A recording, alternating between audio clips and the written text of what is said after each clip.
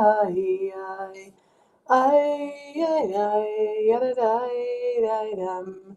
Yai, day, day, day, day, day, day.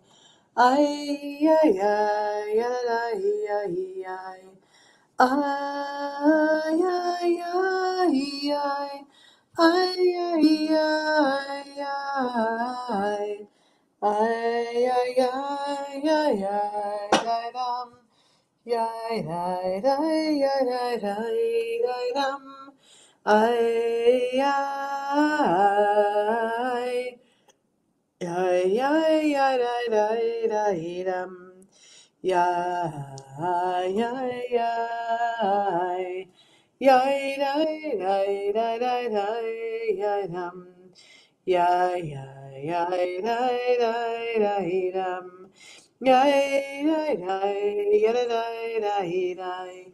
Ay, yay, day, day, day.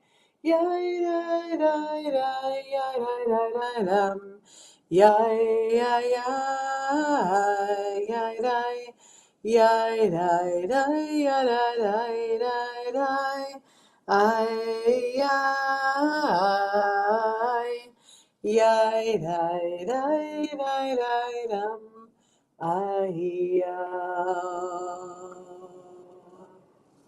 Chanukah Sameach, Chag Urim Sameach. Happy Chanukah to all of you, those that are watching currently, those that will watch at other times during the day, the week, the month, the year. We are here in the fifth night of Chanukah. It's always something profound. Maybe that's not the right word, but there's always something worth noticing when we cross over to the other side of the Shamash. For those of us that have traditional laid out Chanukiot or Hanukkah menorahs, with the Shamash being in the middle, followed by 4 candles on each side, it is like, wow, we're bridging over half. But for those of us that have more contemporary, cool, different, wild styles, or ones that we've created ourselves, maybe the layout's a little bit different, but you know that you're over, you're halfway over, but you still have so much more light to add to those days. And so we're on the 5th night of Hanukkah, last night, and here we are in the 5th day, and we are also in a place of reaching Shabbat and reaching the culmination of our Parshat Miketz. And so we've been in this, 3-day learning pattern for, since Bereshit now. And there are things that we've been talking about. And I think that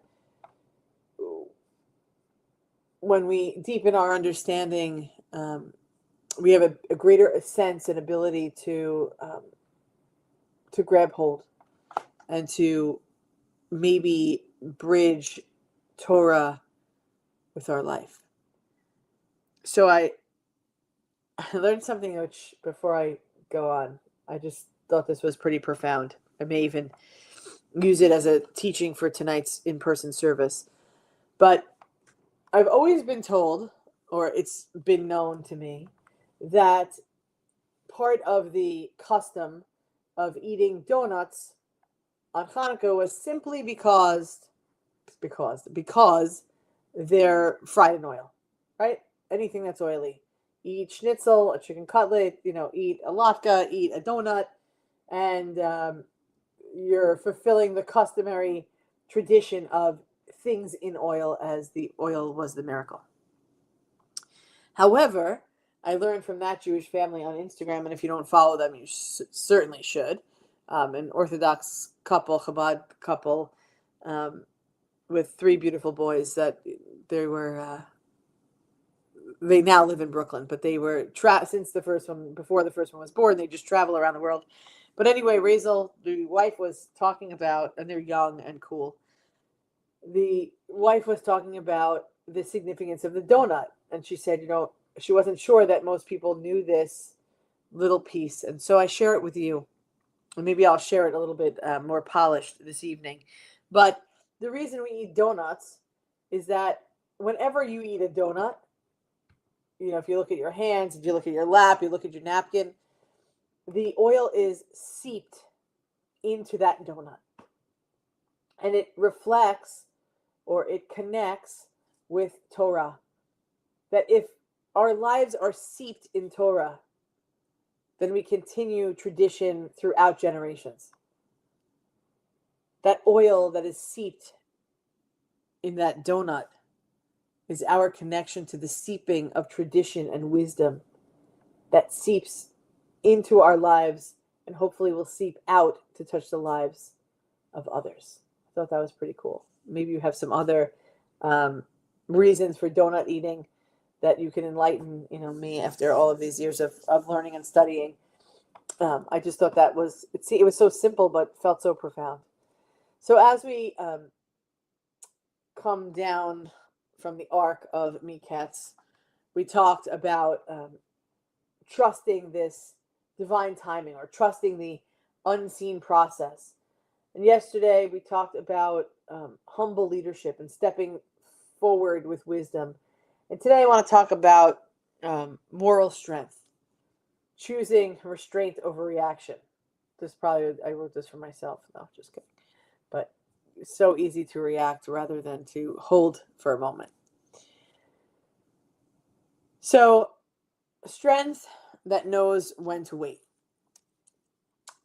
Joseph's brothers arrive in Egypt desperate for food. They bow before him, fulfilling the dreams of his youth. And Joseph recognizes them immediately. But he does not reveal himself. This moment is one of the most emotionally charged moments in Torah. Joseph holds absolute power. He could expose them, he could punish them, he could reclaim the past. Instead, he pauses. This is not revenge, and it is not forgiveness yet. It's gevura, it's strength. Jewish tradition, in Jewish tradition, the word gevura is often misunderstood as some sort of force or toughness. But the rabbis teach something very different. The question is, they say, who is strong? And they answer, one who conquers their own impulse. In this holiday season, how many of us have been impulsive in our buying? In this holiday season, how many of us have been impulsive with our thoughts? How many of us have been impulsive with what we've consumed? Impulsive rather than restraining. Joseph's strength is his restraint.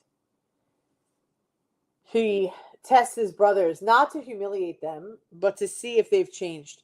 Are they still the men who could abandon their brother? Or have they grown into people capable of responsibility and care, especially for Benjamin? Joseph understands something essential. That reconciliation can't be rushed. Healing requires readiness. Light must be introduced slowly so it doesn't overwhelm what is still fragile. It makes me think of what's the name for it? Of course, this baked item that you have to, like, temperature and timing is everything. If it's heated up too fast, it'll fall. If it's, heated up too slow, it won't rise. It's kind of, you need to find slow and steady, not to overwhelm what will crack. Like in all of Ellis's years of preschool and Sophia, Georgie, and Lucas, I don't think Elijah did it. I'm not sure. And Juno and Sunny went to that school, so they didn't do it. I don't think. But anyway, they always do the egg hatching. for chicks. And I always think to myself, I feel like this is something that should be done in maybe the older grades, maybe not into preschool. I think about how little kids, like these chicks, are finally going to be born and they get to hold them and they're going to, like, strangle these tiny little chicks. But yet, most often, almost always, they don't overwhelm. They know just how to nurture, still fragile, still soft, and slowly. And the light that illuminates their face when they get to hold those chicks. Because that bond, that connection, that interaction, that first time that they're able to do it can't be rushed. Here too, in addition to those examples, Hanukkah flickers quietly. We don't light all 8 candles at once. We increase the light gradually, one flame at a time. Jewish wisdom knows that too much illumination too fast can blind instead of heal. Joseph embodies this truth. He lets the process unfold. He allows teshuvah to begin by letting it ripen. He waits until truth can be held, not shattered by exposure. This is moral courage. Not reacting, not striking back, not using power simply because you can. In a world that urges immediate response and instant judgment, Joseph teaches us a countercultural strength, the courage to wait. Even saying that feels uncomfortable. The courage to wait. It's like when you're training a dog. Stay, wait, and you see, and the animal's like, wants to chomp at the bit. We feel that in our own hearts, in our own skin. The courage to wait is so difficult.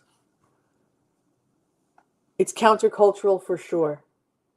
To discern and to let growth reveal itself. Where in your life, where in our lives are we holding power over something or someone? Emotional, relational, positional. What would it look like to practice this strength, not through action, not through power, but simply by restraint? How slow might we light,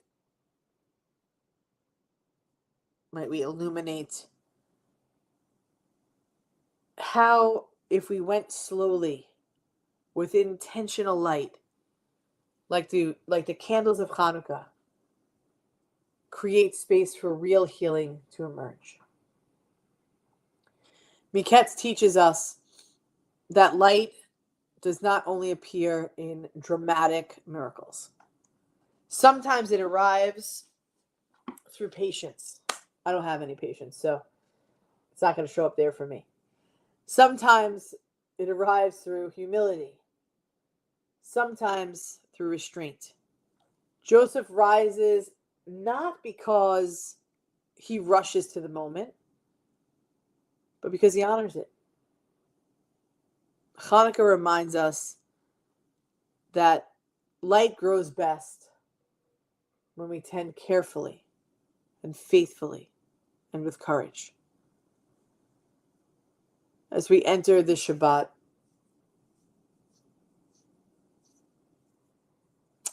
may we help ourselves and one another trust in the timing that we can't control. That we lead with humility when moments come and practice a strength that heals rather than harms. I wish you a pre-Shabbat Shalom. as we approach it together. Sacred reminder is that we are in person. The weather is horrific out, but I don't know. I checked a few weather apps and they say that it will still be windy, but the rain should stop early afternoon. So, God willing, it will. I can't even say something that, Ellis would say, like, well, the environment or the trees or the grass or the nature needs water, because now we've had piles of snow that have now melted, that have sogged every area, and the surface runoff from earth science, if you remember, is flowing like a stream, like a river down my block. And so I've had enough of the rain. I think we have enough of it. But I will tell you one thing. It's not as cold today. Gotta look for the little bit of light in the dark and gloomy moments. Like Ellis told me today that he doesn't understand why the rain is so scary because it's windy. I said, since when are you scared of wind or rain? I'm not, but when they come together, I don't like it much at all. Yeah, I don't like it either when we're standing at the bus stop and the water is over our shoes and there's no dry land upon us. I get it. I get it. But, a few minutes before that, he said, oh, I don't think I got to go to school yet because it's still dark outside. It's going to be dark all day. So get used to it. But he's excited that we have Shabbat service tonight and that we can be in person. So if you're joining us in person, awesome. We can't wait to see you. If you're joining us here on Facebook or YouTube, we also can't wait to see you. But as a souffle, right? That's right, Suze. Couldn't think of the word for some reason. Wherever you're going to see us, let's go into the Shabbat with a little bit of strength and a lot of bit of resistance. Let's restrain ourselves so that we don't go too fast. Move slowly. We want to hold on to the lights of Hanukkah. Yes, we want to get to 8 days when the Chanukiah looks so beautifully illuminated with the most light. But if we add just a little bit at a time, it won't go out as quickly. We are one human family, one heart of abundant love. We'll see you at 7 tonight. Shabbat shalom, everybody. Yai, dai, dai, dai, dai. Am Yisrael. That's weird to sing it like that. Chai. Am Yisrael. Chai. Am Yisrael Chai. We will live in ways that we could never imagine. Let us continue to show up for one another. Bet, you better watch it when you arrive home. We love you. Safe travels. Bet, Jane, Geneva, Suze, Elisa, Linda, whoever else is watching that didn't check in or will watch it at other times. Thank you for being part of our connection.